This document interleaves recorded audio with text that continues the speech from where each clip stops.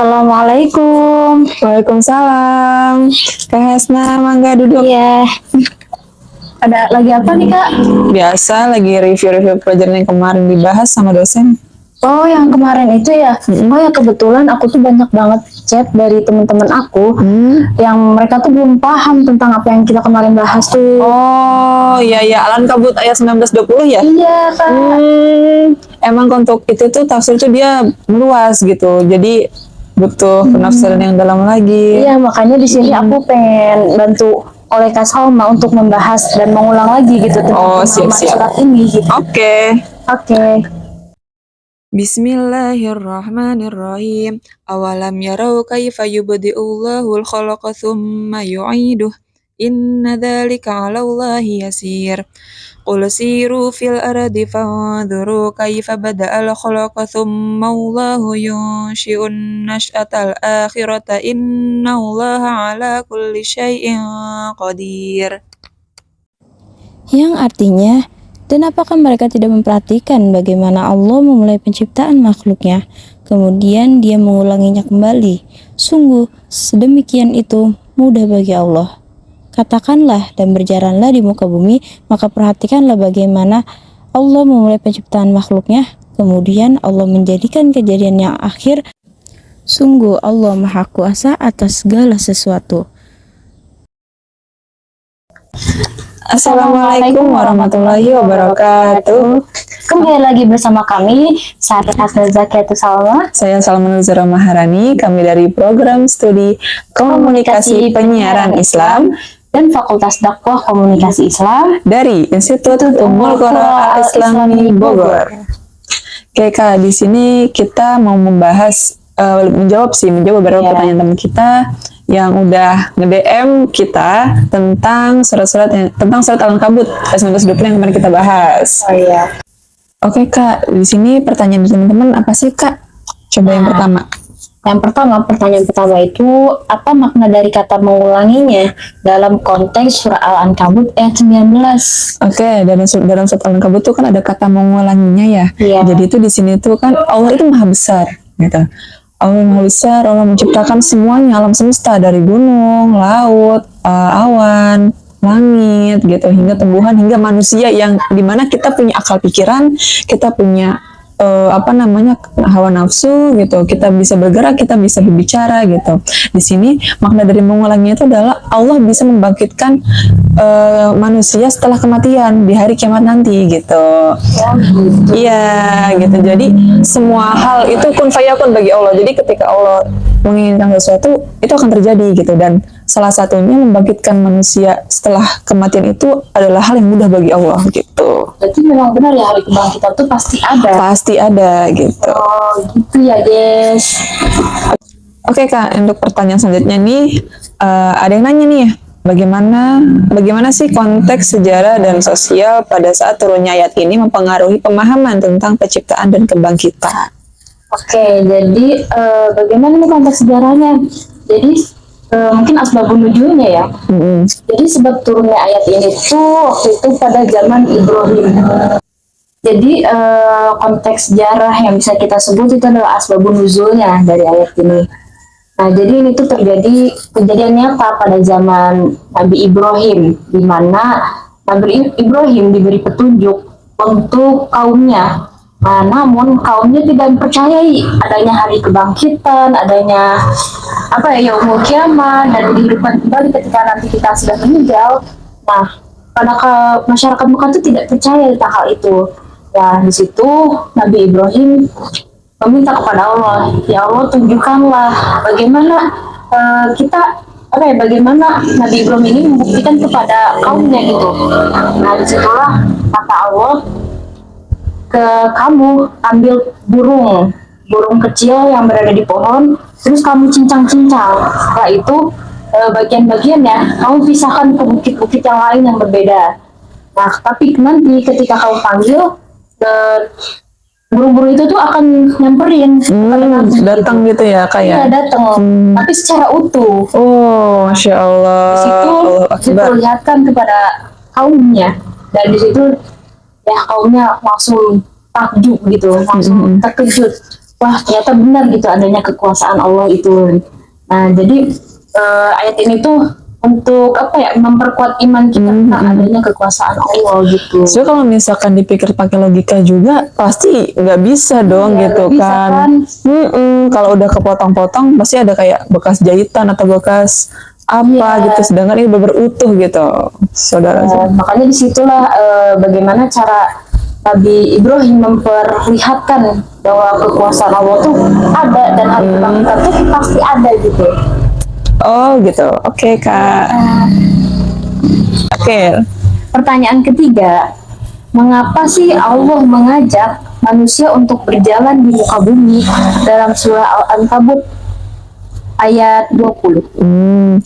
Jadi untuk ayat 19 sama ayat 20 ini berkaitan gitu Kak. Oh, berkaitan. Mereka tuh berkaitan yang dimana tentang membahas tentang kuasaan Allah gitu.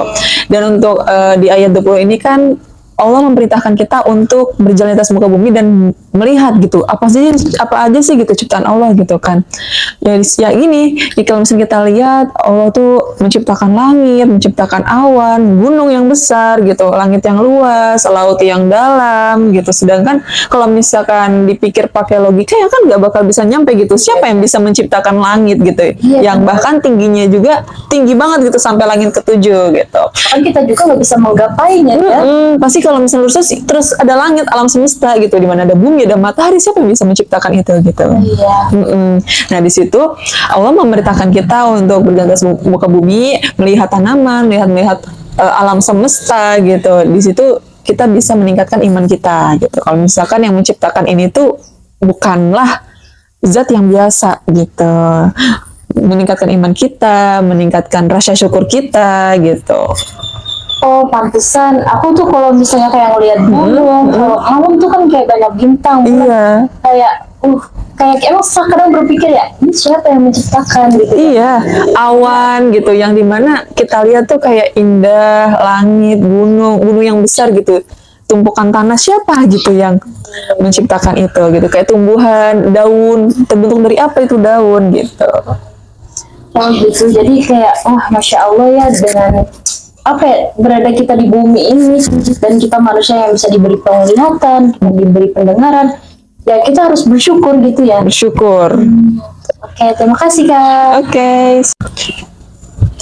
Oke, as-su'alul akhir, pertanyaan terakhir dari teman-teman kita semua. Apa saja sih Kak tanda-tanda kebesaran Allah yang bisa kita amati di bumi seperti yang disebutkan dalam surat Al-Ankabut ayat 20? Oke, jadi di surat Al-Ankabut ayat 20 ini itu Allah memerintahkan kita sebagai makhluk sosial, makhluk di muka bumi ini, kita tuh harus merenungkan bahwa ada penciptaan dan kebesaran Allah di muka bumi ini, di mana Allah menciptakan gunung, lautan, api, udara dan sebagainya gitu. Jadi kayak memang ayat 20 ini tuh memerintahkan kita untuk merenungkan bahwa ternyata Allah tuh maha besar gitu, maha kuasa yang mampu menciptakan semuanya. Bahkan kayak mungkin kalau Allah nggak punya kuasa, kita juga nggak bakal ada di sini ya. Iya. Kalau misalnya dipikir juga, laut itu kan luas gitu. 70% dari bumi itu kan laut Kak.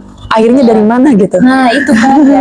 Kayak Masya Allah kayak udara aja, udara tidak terlihat tapi bisa dirasakan oleh kita gitu. Asal udara gitu dari mana gitu? Nah iya kan, itu kuasa Allah. Nah jangankan itu, kayak kita jadi kayak apa ya, kekuasaan Allah tuh seperti orang yang buta. Gimana tuh maksudnya? Ya orang buta tuh seperti kayak orang buta kan nggak bisa melihat kan, Iya. hitam kan pandangannya. Mungkin menurut kita yang sudah tahu warna tuh pasti warna hitam, tapi menurut dia nggak tahu itu warna apa. Oh. Ya kan orang buta kan nggak bisa ngeliat warna hijau, merah, putih. Iya Nah, betul. itu, tapi segala hal kayak orang yang buta itu bisa merasakan, oh ini air, ini udara, ini panas gitu loh. Nah seperti itu. Kita juga seperti itu, kalau kita ingin merasakan kebesaran Allah, kekuasaan Allah, gunung, lautan seperti itu, ya kita melihat gitu, melihat sekitarnya. Makanya dalam sebelumnya tuh yang setelah dijelaskan, berjalanlah. Oh iya. Perintah Allah dalam surat Al-Ankabut itu ya kita disuruh berjalan dan merenungkan gitu. Inilah ciptaan-ciptaan Allah gitu. Kita dianjurkan untuk bersyukur. meningkatkan rasa iman kita gitu. Karena emang kalau misalnya dipikir pakai logika nggak ada yang bisa loh gitu. Ya, benar banget. Ya, jadi seperti itu surat Al-Ankabut ayat 19 ayat dan 20 ya. Iya. Nah, itu menjelaskan bagaimana tentang kebesaran Allah dan tentunya kita sebagai makhluk yang diciptakan harus percaya adanya hari kebangkitan. Kesimpulan kedua ayat ini dari surah Al-Ankabut ayat 19 dan 20 menekankan kebesaran dan kekuasaan Allah melalui penciptaan pertama dan kebangkitan kembali.